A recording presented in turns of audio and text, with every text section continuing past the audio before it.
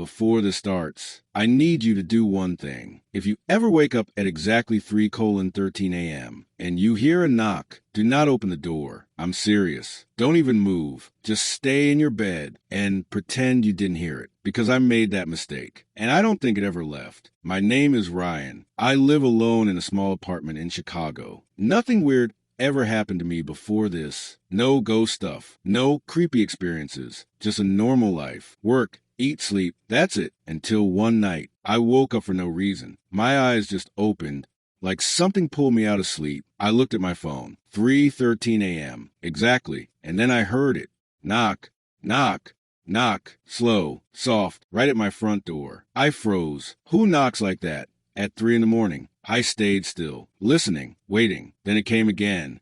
Knock, knock, knock. Same pattern, same slow rhythm. Not loud, not aggressive, just calm, like whoever was outside knew I was awake. I grabbed my phone. No missed calls, no messages, nothing. I thought maybe it was a neighbor or someone drunk. Wrong apartment. That happens, right? So I got up, slowly, walked toward the door. Each step felt heavy, like something inside me was saying, don't do this. But I ignored it. I reached the door, put my hand on the handle, and right before I opened it, I looked through the peephole. Nothing. No one there. Just an empty hallway. I stood there for a few seconds, confused. Then I opened the door, slowly. The hallway was completely empty, silent. No footsteps, no elevator sound, nothing. It was like no one was ever there. I told myself it was nothing, closed the door, locked it, went back to bed. But something felt off, very off, and right before I fell asleep again, I heard it, one last knock. But this time, it wasn't at the door. It was right behind my wall. That's when I realized this wasn't someone outside. It was already inside. This is where things start to get worse. I didn't sleep after that. There was no way I could.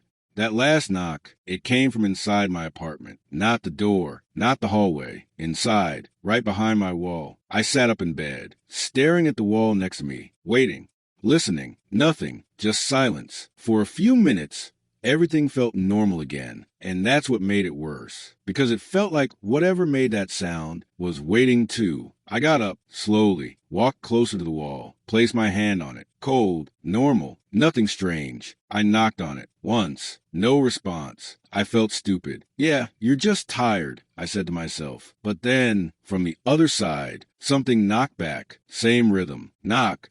Knock, knock. I jumped back so fast I almost fell. My heart was racing. That was not possible. There was no room behind that wall, just another apartment. And no one would be awake like that. Not at 3:13 a.m. I grabbed my phone, checked the time again.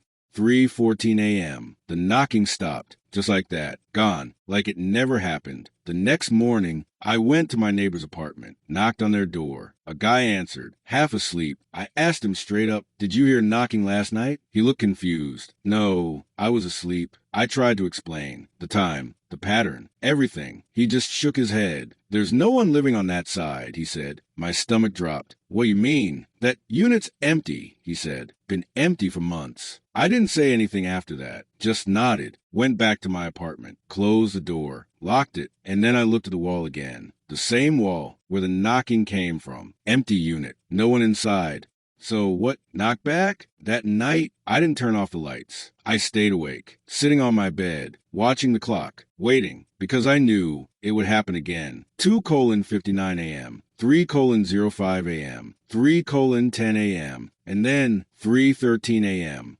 Knock, knock, knock. This time, it wasn't the door. It wasn't the wall. It came from under my bed. This is where it gets worse. And trust me, you don't want to look under your bed at night. I didn't move. There was no way I was looking under that bed. That sound, it came from right beneath me. Knock, knock, knock. Slow, controlled.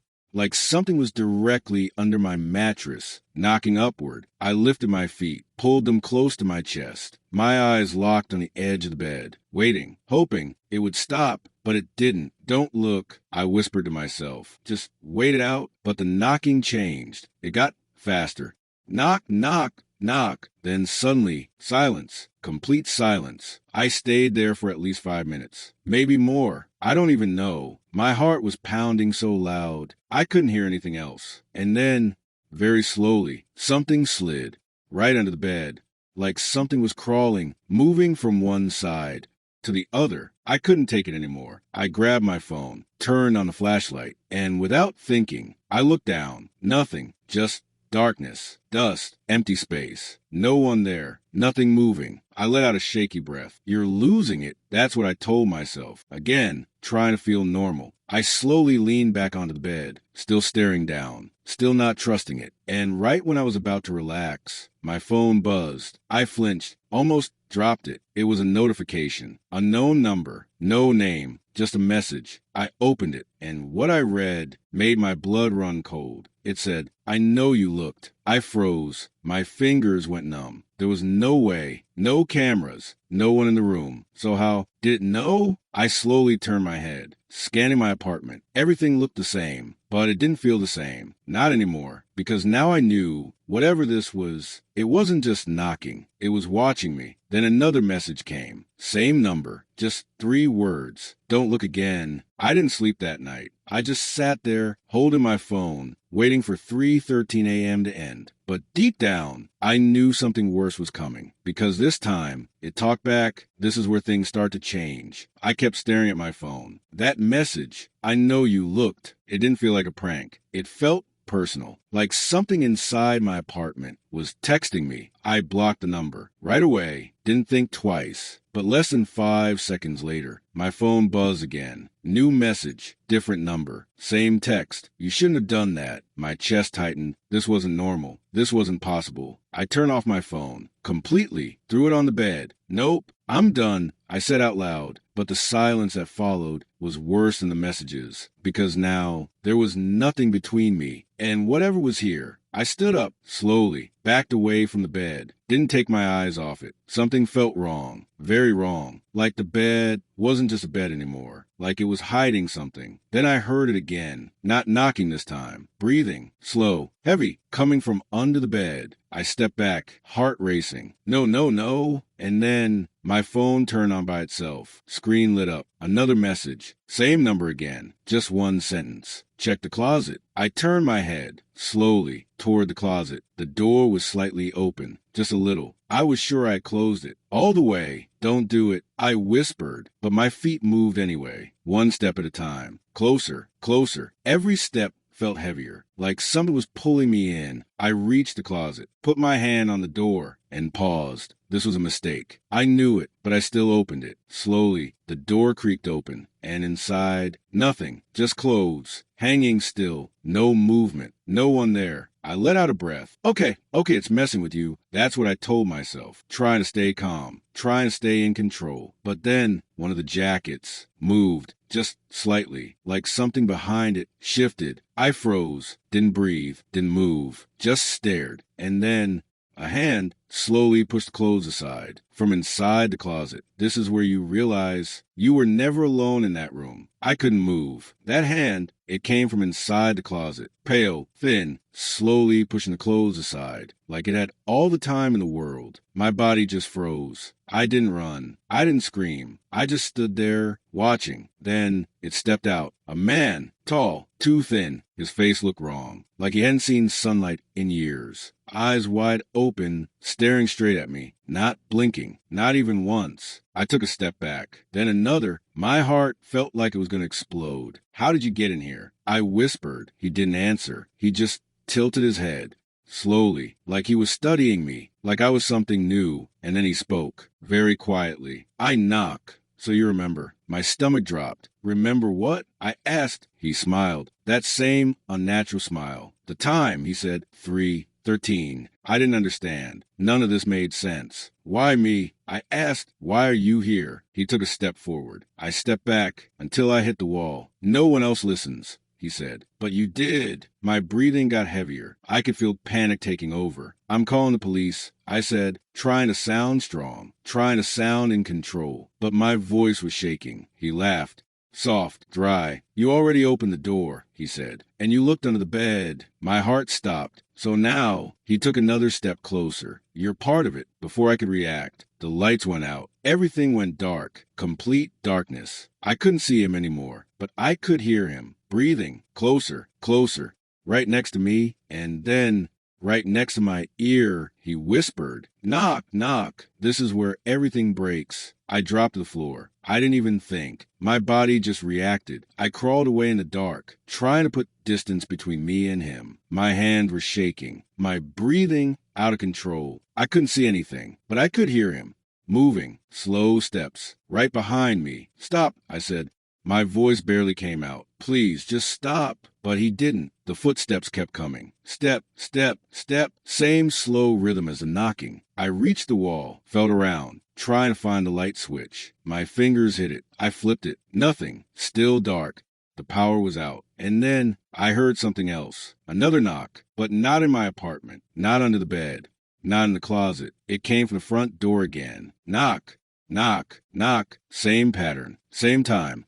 3:13 a.m. I froze. How was that possible? He was inside. So, who was at the door? The man stopped moving. For the first time, everything went quiet. And then he whispered from somewhere in the dark, "Don't open it." My heart skipped. That was the first time he sounded scared. The knocking came again, louder this time. Knock, knock, knock. Like whoever was outside was getting impatient. I slowly stood up, my legs shaking, my mind racing. "What happens if I open it?" I asked. Silence. Then finally, his voice again, lower than before. "You switch places." I didn't understand, but I felt it. Whatever was outside was worse, way worse. The knocking didn't stop. It kept going, louder, faster, more aggressive. Knock, knock, knock. And then my phone turned on again. Even though I had turned it off, the screen lit up. One message, same unknown number. It said, "Let me in." I looked at the door, then back into the darkness behind me. I was trapped. Something inside, something outside, both waiting, both watching. And then the knocking stopped. Complete silence. A few seconds later, I heard something that made my blood run cold. The door handle, slowly turning. This is where it ends. Or maybe where it begins. The door handle kept turning. Slowly, like someone was testing it, trying to come in. I couldn't breathe. My eyes were locked on the door. Every second felt longer. He was behind me. Whatever was outside was right there. "Don't," the man whispered again from the dark. "Please don't open it." His voice was shaking now. Scared. The same thing that had been watching me was scared of what was outside. That's when I knew whatever was at the door was worse. The handle stopped moving. Everything went quiet. Too quiet. And then a voice from the other side of the door. Soft, calm, familiar. "Ryan, open the door." My heart stopped. I knew that voice. It was mine. "No," I whispered. "That's not real." But it spoke again. Perfectly. Exactly like me. "You're just dreaming." "Open the door." My hand started moving on its own, reaching toward the lock. I was shaking, trying to stop myself, but something was pulling me, controlling me. Behind me, the man stepped closer, fast, for the first time. He grabbed my arm. Hard. "Don't let it in," he said. "If you open it," he paused, "you don't come back." I looked at him. For the first time, his face didn't look wrong. It looked desperate, like he had been here before. The voice came again, louder now. "Ryan, open the door." The knocking started again, violent, aggressive. Bang, bang, bang. I screamed, pulled my hand back, fell to the floor, covered my ears. "Stop, stop." And then everything stopped. The knocking, the voice, the breathing, all gone. Silence, complete silence. I don't know how long I stayed there. Minutes, hours. I don't know, but eventually the lights came back on. I was alone. The apartment looked normal again. No man, no shadow, nothing. I ran to the door, checked it, still locked. No damage, no signs anyone was ever there. I thought it was over. I really did, until the next night. I woke up again. My eyes opened. No reason. I grabbed my phone. 3:13 a.m. And then I heard it. Knock, knock, knock. But this time, it didn't come from the door. It came from inside my closet. And then my phone buzzed. A message from an unknown number. Just one line. "You didn't let me in." Pause. So I stayed, listened carefully. If you ever wake up at 3:13 a.m. and you hear a knock, don't answer it. Don't look. Don't move. Because once it notices you, it never leaves. If you made it this far, you're braver than most people. But trust me, this is not the worst story I have. So hit subscribe right now, because the next one is even darker. And comment below, what would you do at 3:13 a.m.? Would you open the door or stay silent? Don't forget to like the video and share it with someone who stays up late. And remember, some knocks should never be answered.